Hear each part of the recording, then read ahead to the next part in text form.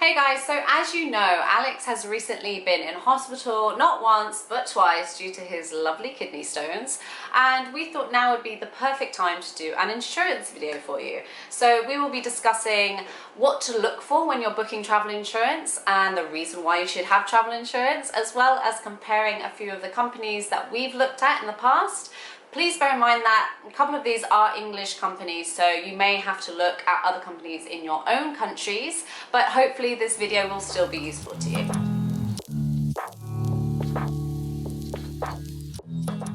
Firstly, why do you need travel insurance? Traveling without insurance is just stupid. I know so many people who do it, but I'm sorry guys, I cannot agree with you that it's a good idea. Without being completely morbid about this, if something happens to you, your family is going to have to pick up all the pieces if you don't have travel insurance. So please, please, please, if not for yourself, get insurance for everyone else that's going to have to be left behind if something really bad does happen. For example, the first time Alex went backpacking on his own, he didn't have insurance and he was constantly worrying about having to go to hospital, not being able to afford it, not wanting to do anything too dangerous. So please, don't follow in his footsteps, get insurance. Okay, there are a few things you need to keep in mind when booking travel insurance. Number one, countries covered by insurance. Many insurance companies will not cover countries that are listed as risky or dangerous on the Foreign Commonwealth Office website, so make sure you check that before you go. Number two, the excess. I will always choose to travel with zero excess if I have the option. A policy can seem cheap to start with, but once you start to add on excess fees of $75 or $100 or $200 every time you have to make a claim, it doesn't seem so cheap anymore. Number three, activities. Make sure you check what activities will be covered by your insurance. From bungee jumping to animal sanctuary work, you want to make sure all of the things you plan to do on your trip are going to be covered. Most companies offer a wide range of different activity packages. Obviously, the more risky the activity, the more expensive the package, but it's good to know there are options out there. Number four, check the detailed cover limits. You want to see how much you will get if you need to claim for luggage, for medical expenses, for lost or damaged items. Make sure you know what you're covered for. Number five, any necessary extras must be covered.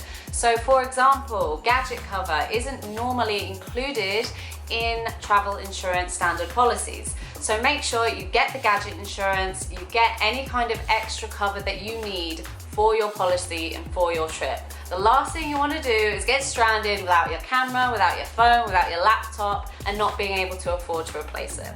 Number six, book your insurance before you leave your home country. This may sound really obvious to you, but some people maybe decide only halfway through a trip that they really should have got insurance.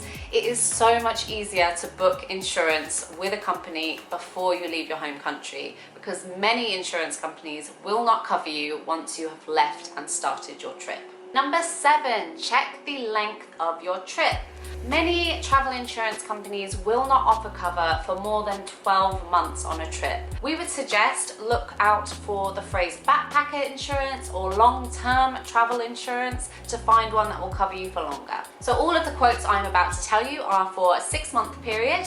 They are for worldwide cover, excluding the US and Canada, and also if they had any option for a zero excess policy or for gadget insurance, I made sure I took it. So our number one recommendation, and the company who we actually have our insurance with, is Alpha Travel Insurance.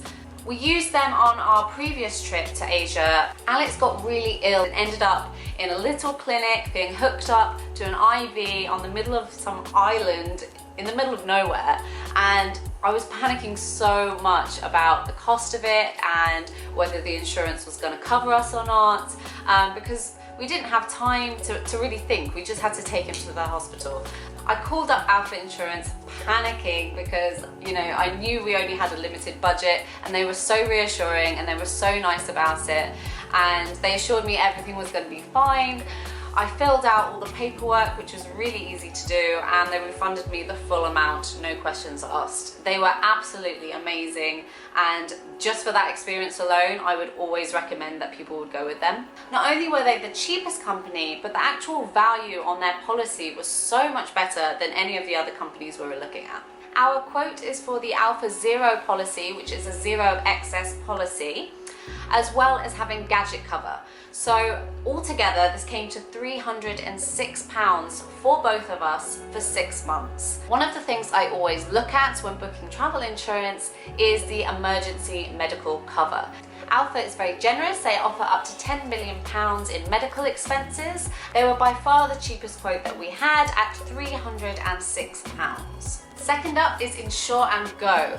Now they also offer a zero excess policy and gadget cover, which is very important to me, but their medical cover is a lot lower considering the price is higher than Alpha. They offer up to £5 million in medical expenses, and this quote was for their backpacker bronze policy, and that comes in at £365.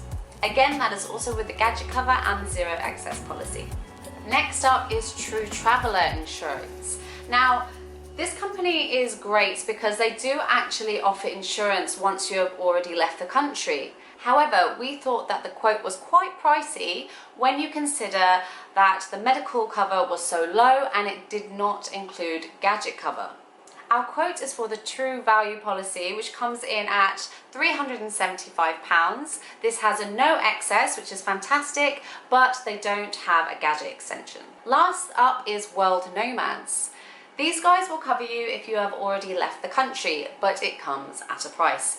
Alex used them the first time he visited Asia, but they're really expensive, so it took a huge chunk out of his travel funds. And also there is no excess free option on the policies, which makes it even more expensive when it comes to actually claiming. They offer up to £5 million in medical expenses, and our quote was for their standard policy, not including gadget cover or an excess waiver, and that came to £488, which is quite expensive. Obviously, everybody's needs are different with regards to travel insurance, but for us, traveling long term, wanting all our gadgets to be insured and not to have to worry about excess, Alpha seemed like not only the cheapest option, but the best option for us.